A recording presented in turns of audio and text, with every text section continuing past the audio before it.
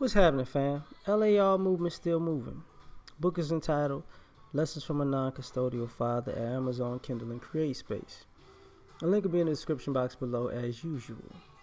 This video is entitled Our Relationship with Black Elders. I have made videos prior to say how the older generation have failed us. And this is going to be more balanced than that. I didn't think about something and I saw something that made me kind of recalibrate that. So what I'm going to say is this. There are people who are my grandparents' age who grew up in Jim Crow. And their kids grew up in the civil rights movement, right? And they didn't want their kids to be kids like them. Like my grandparents were the kind of people who, had to drop out of school in the second, third, fourth, fifth grade to, work and provide for their family.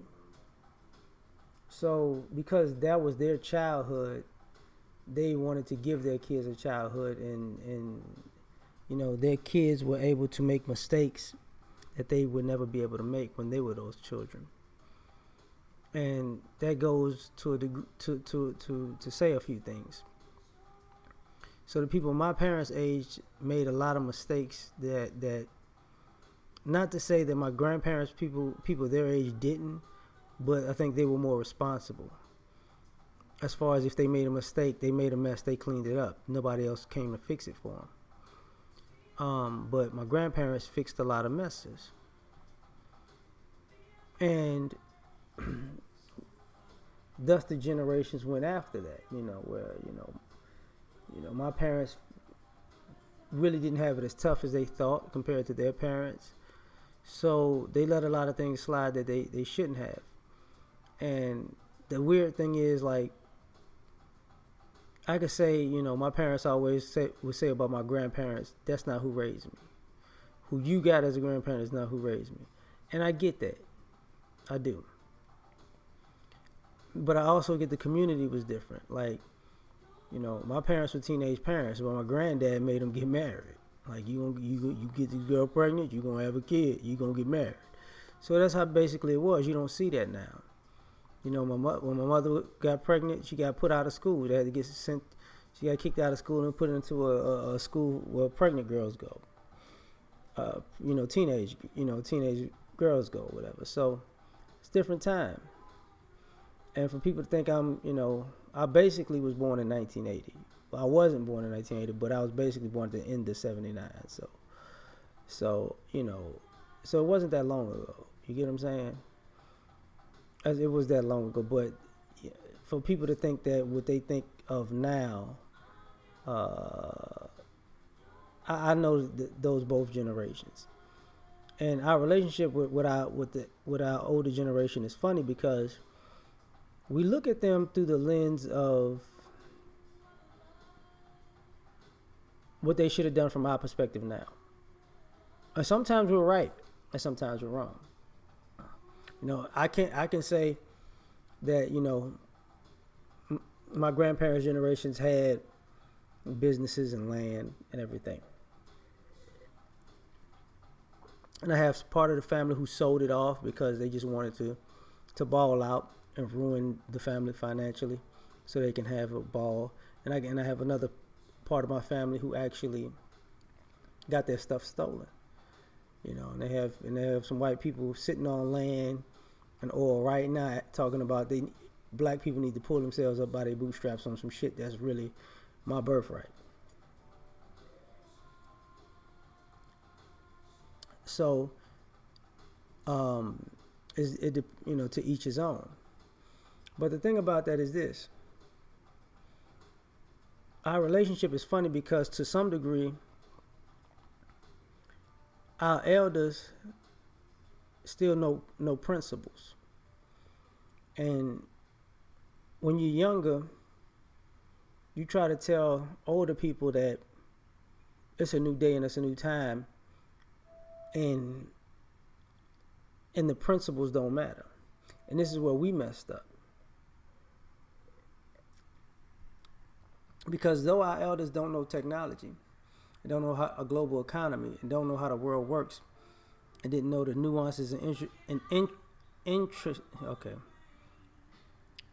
intricacies of life and race and racism and capitalism in America, doesn't mean they didn't know principles. Doesn't mean they weren't wise. So what happens is we wind up complaining about the very same things that we ignored and principle that our elders told us. You know, think about it. People still talk about Dr. John Henry Clark. People still talk about Francis Cress Wilson. These were people who, Amos Wilson, Shahrazad Ali. They were operating off of principles. Principles. History that they've learned, but also principles. And the very things that they talked about then is the things that we're complaining about now. But we're hard headed in the fact that it's a new day. So principles still don't matter until, now we becoming those elders, and it's like they do matter. So we have to take responsibility for ignoring principles for so long that we put ourselves behind the 8 ball too.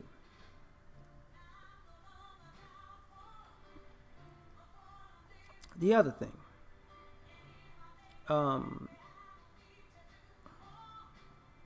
the wealth gap, like I talked earlier about the businesses and the stolen stuff.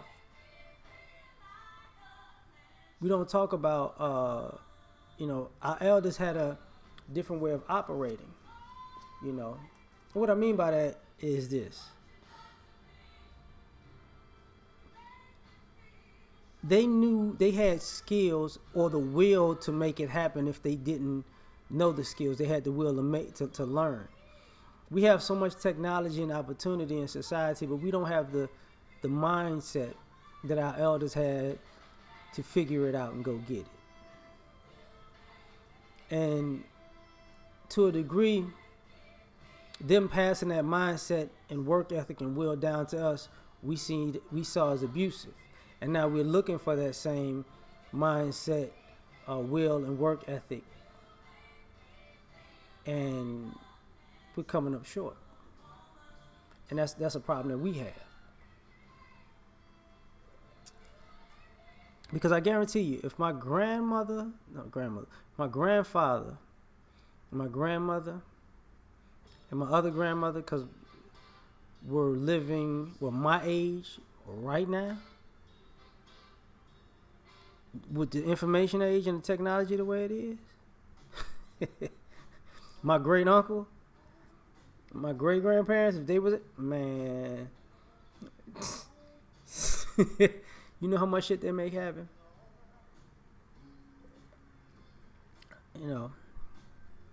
And that's just real talk.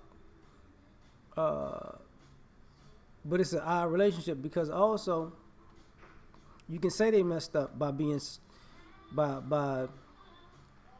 wanting to enjoy life, because how long did they came up in Jim Crow? They were light on their kids. They were light on us. But damn, you gotta let somebody retire and have some kind of peace. Like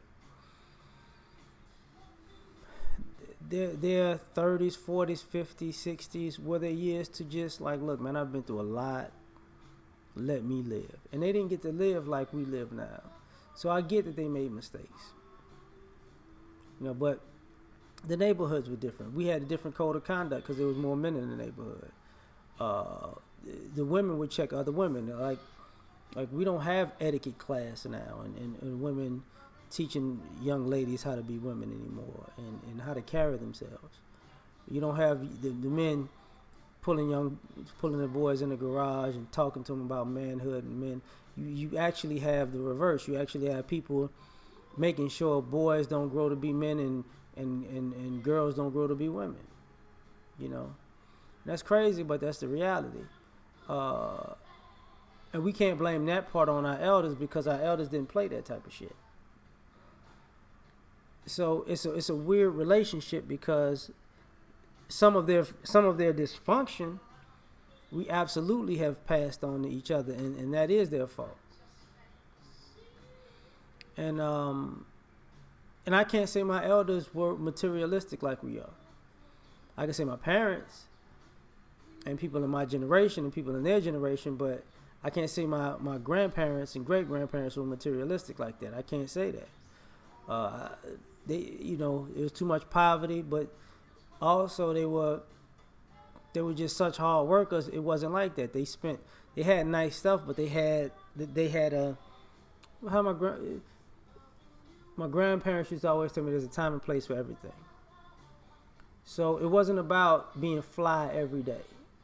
It was a time to get and a place to get fly.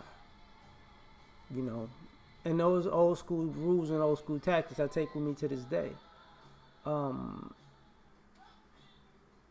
and the other thing I just gotta that about our relationship is leisure.